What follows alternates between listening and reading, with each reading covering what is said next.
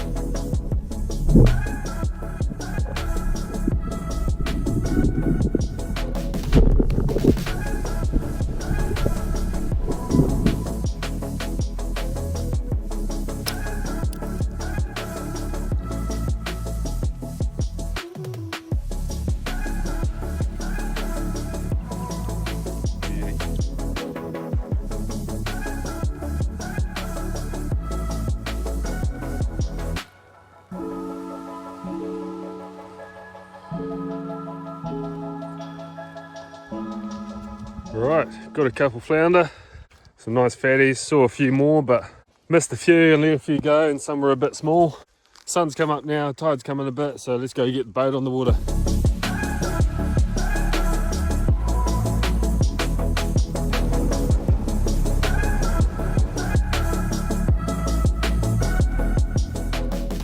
Next thing on the agenda is to catch some gurnard. We pulled the last bag of snapper out the freezer last night and had some fish and chips.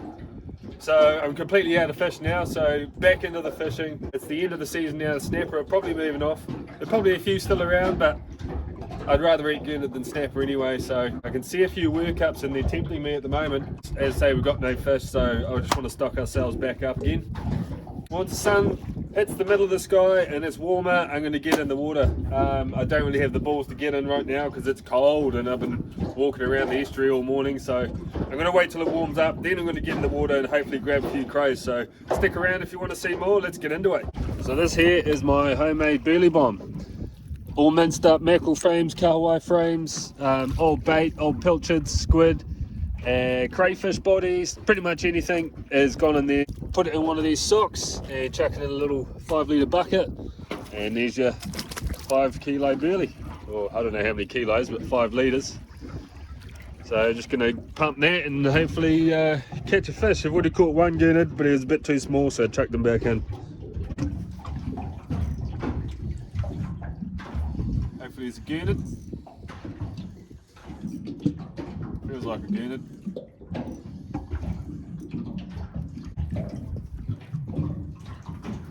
Another small one though, so I'll probably chuck this one back. Beautiful fish, but a bit small. So I'm actually still fishing with the Daiwa and the Chaiwa, the Chinese knockoff from the snapper fishing in Tasman Bay video. Still going hard, and that's about 6 months. I use them both at the same time. I use them religiously and they both get treated the same and seems to be holding up, so pretty happy with that really. Can't complain. Wait another 6 months, I guess. Oh, it's a nice snapper. You beauty. Nice little snapper there. Alright, well, I'm over the fishing. It's pretty slow. Caught a few little gurnard, but I don't want to waste too much time because if it's not on, it's not on. I'm not patient enough to sit there and do nothing and wait for fish to come to me, so I'm going to go to them. So I'm going to go suit up, get in the water, hopefully grab a few crays. We only really need one, so I'll be happy with one. Give us enough for a feed tonight because I've been craving some crayfish and I want to try a new little recipe. So I just came across some birds working, so I got the hand lines out. Actually the tuna lures, but it's better than nothing. See if we can hook up a couple of kahawai, run a smoke tonight.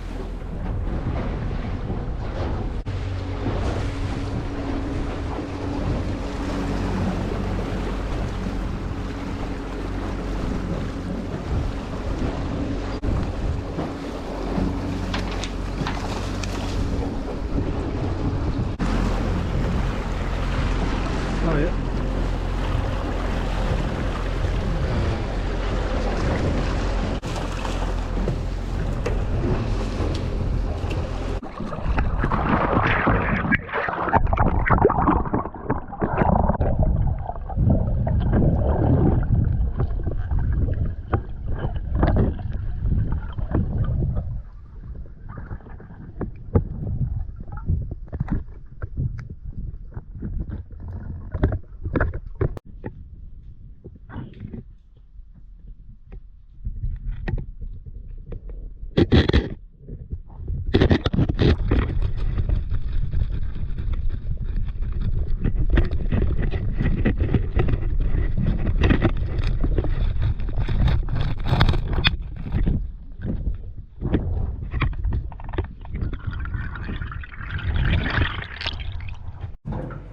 He's a nice big crayfish, that one. So he was just in a real awkward position. I had to get him out sideways, and he just hunkered down, didn't want to come out, obviously.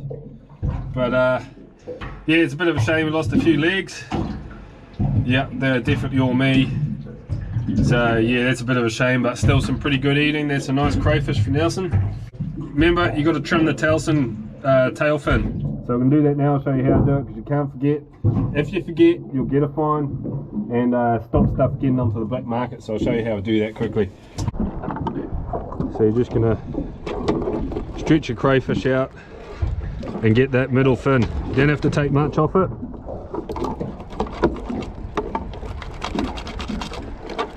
Boom.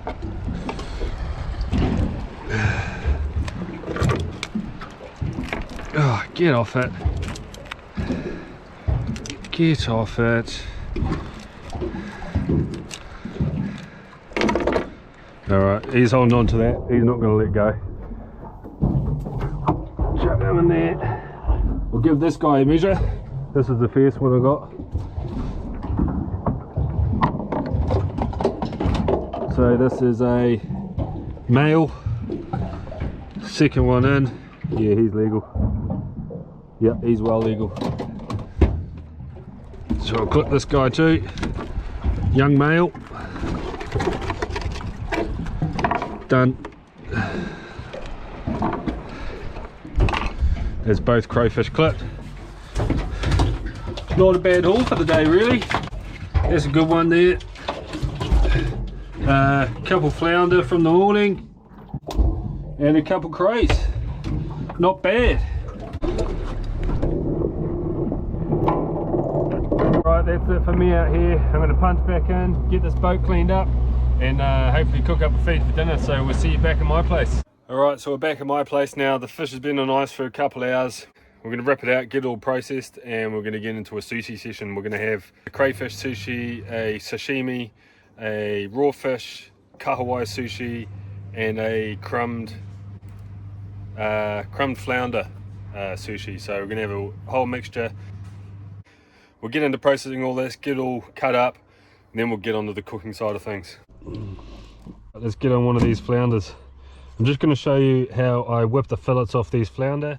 Get 1, 2, 3, 4, and they're a good burger patty, schnitzel. We're going to use these, crumb them, and lay them on top of a sushi. So I'll just show you how I do this quickly. You can see a backbone line there. We're just going to run along that first. Alright, once you've gone on across the backbone, you're going to work our way across there and just work our way along the fins of this fish.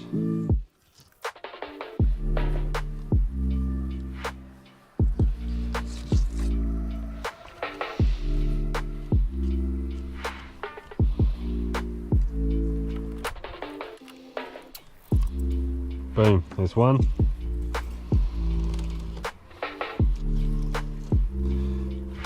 Same again on this side. On this side of the head you can go right up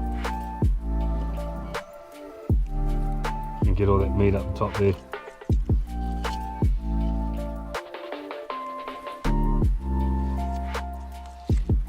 Boom. Nice thin fillets. You can see that backbone line again, same thing. Break through the skin and follow that along. And just peel that fillet off.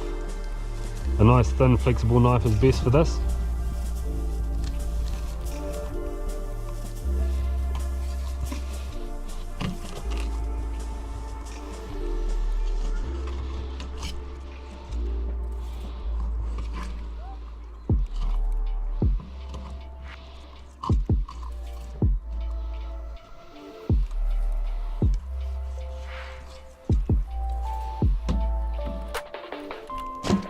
Flounder. Now obviously the best way to eat a flounder is whole, because you can use all of it, but that thing's almost see-through. We've got all the meat we could off it, and because we're doing the sushi, I've done it that way so we can utilize that fish for our recipe. Otherwise we'd eat it whole, but today we're not doing that. So this is our snapper, been marinating in a soy sauce and beetroot relish marinade. So we're going to chuck that in the pan, fry that up, and it'll glaze up nicely for the sushi. Why not yet? Sushi sandwich. Japanese sandwich.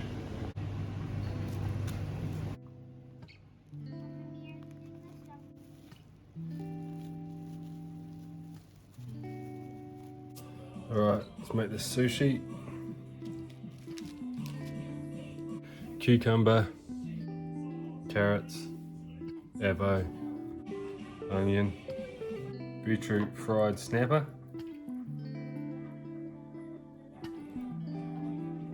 And roll it up. Roll it over, tuck it in, roll it up, water.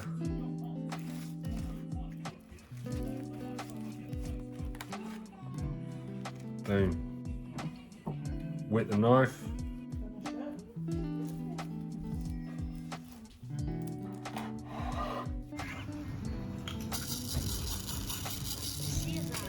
Righto, time to make these crayfish rolls. We're just gonna mold some rice in the palm of our hands, roll it in some sesame seeds, and that stops it, the sticky rice sticking to anything else once it's been put together.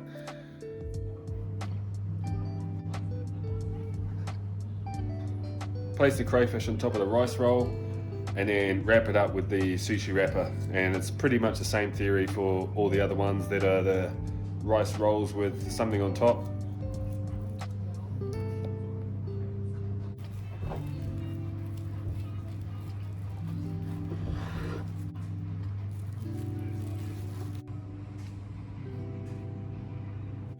Alright, finally it's my time to eat. That was absolutely chaos. Hopefully I got enough footage for you guys to get a hang of how it was all put together. Everyone else is fed, this is what's left for me, and I am starving, so I'm going to get stuck in. Get started with one of these little crayfish sushi. Japanese sandwich.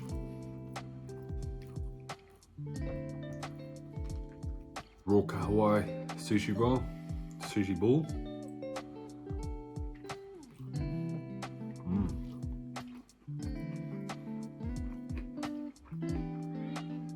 That's good.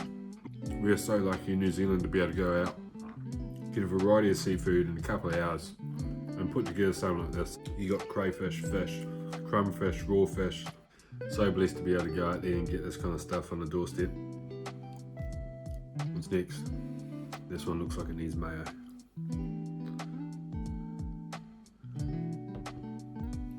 Can't forget a bit of ginger.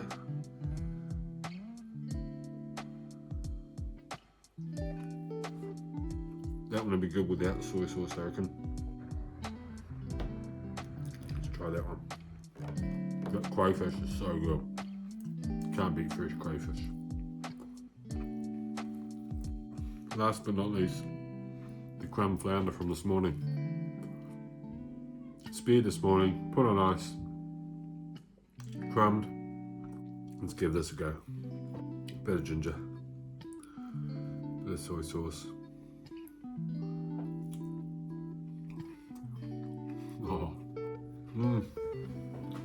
Oh good.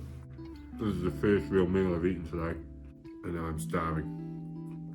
Alright, anyway, that's probably enough. You guys don't need to watch me eat for the rest of the night.